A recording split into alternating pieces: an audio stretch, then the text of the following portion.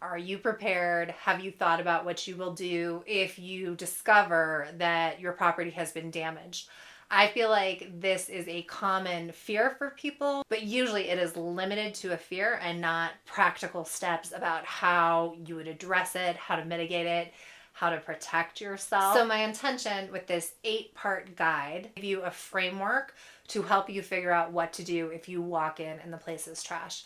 Now, obviously, I haven't seen your place, but this is a step-by-step process of how to evaluate and take care of the issue, because you are running against the clock if you have another tenant that's supposed to come in, and you may just be feeling very overwhelmed or very stressed when you discover your damaged midterm rental and the damaged furniture. And so you need to collect yourself and move quickly. But if you've never been in the situation before, that can be hard to do.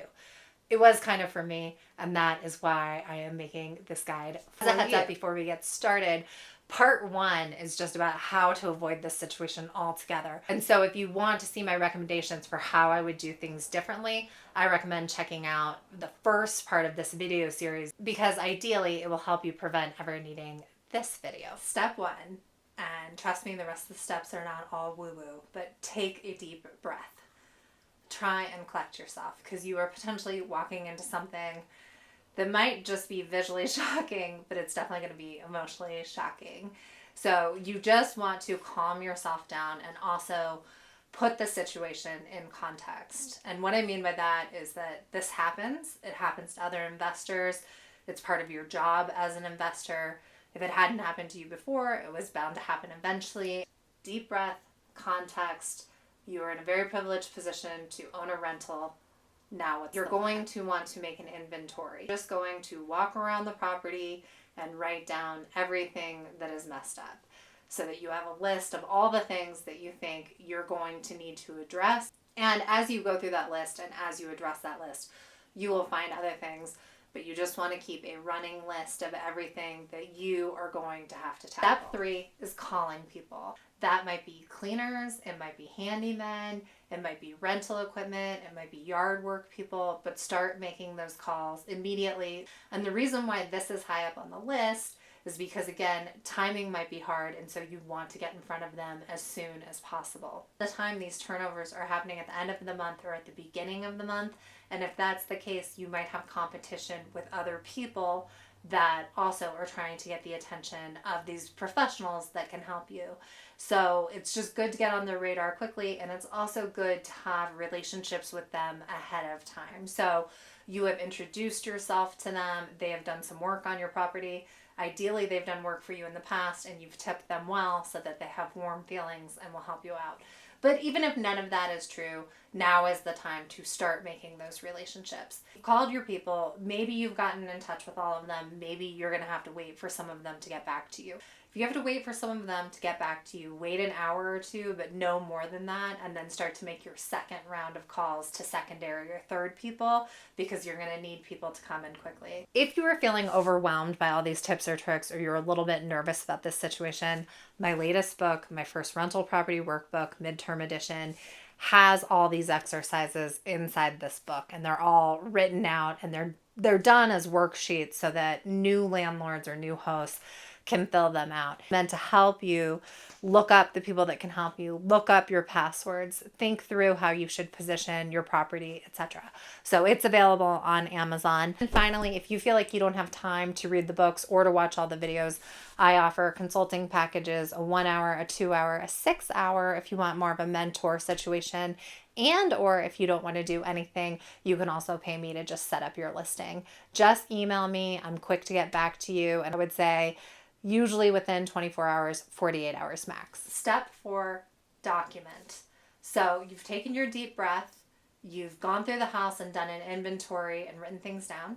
You've made your phone calls, so you've put people out on alert and let them know that you need their help. So hopefully you'll start to be getting feedback on that and working out the timing. Now is the time to document the property. So hopefully you have your original documentation, which was a video in the past, and that video captured what your property looked like, what your midterm rental looked like when you handed it off to the midterm tenants.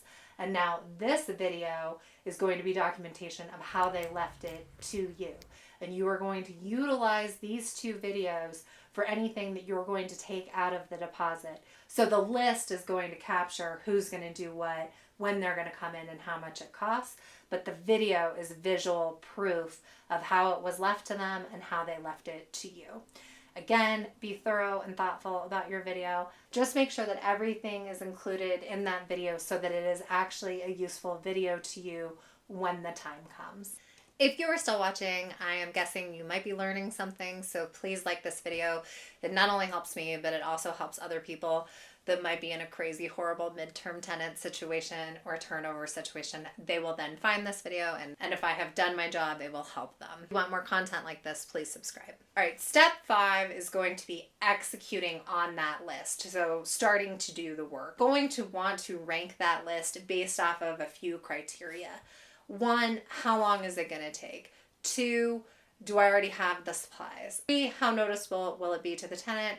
4, how offensive will it be to the tenant? What I mean by how offensive it will be to the tenant is, for instance, our yard doesn't look very good. However, I had given the tenant a heads up before they ever signed the lease. I said, you know, this yard struggles and I'm not sure it'll be where you want it to be. I can't make any promises. So even though it didn't look a way that I thought was appropriate to hand off, it's probably my lowest priority because the tenant has already consented to a yard that isn't perfect. They're already primed to accept a yard that's not great. Whereas items that were higher on the list were paint and cat urine smell. These kind of work together. So first, the place looked really dingy and you can really change things up quickly with a fresh coat of paint.